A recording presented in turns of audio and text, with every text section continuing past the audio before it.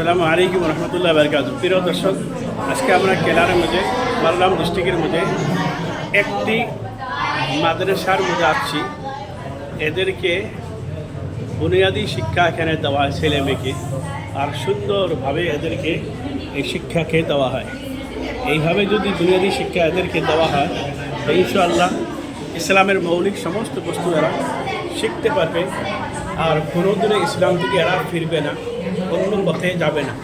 এই জন্য আমরা যেহেতু মুসলমান, আমাদের সর্বপ্রথম ইসলামিক মৌলিক শিক্ষাগুলি বাচ্চাদের দেওয়া উচিত। কিন্তু আমরা আসামের মধ্যেও আমরা ইনশাআল্লাহ এইভাবে যদি সবাই মেহনত করি ছোটো ছোটো বাচ্চাদেরকে মৌলিক দিনী শিক্ষার জন্য, তো ইসলামের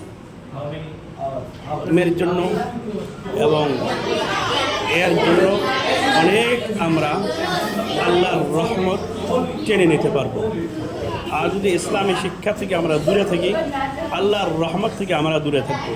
ইনশাআল্লাহ আল্লাহর রহমতকে নেওয়ার জন্য আমাদেরকে ইসলামের শিক্ষা, মৌলিক শিক্ষা এবং কোরআনকে সহিভাবে সবাইকে শিখতে লাগবে এবং চেষ্টা করতে লাগবে।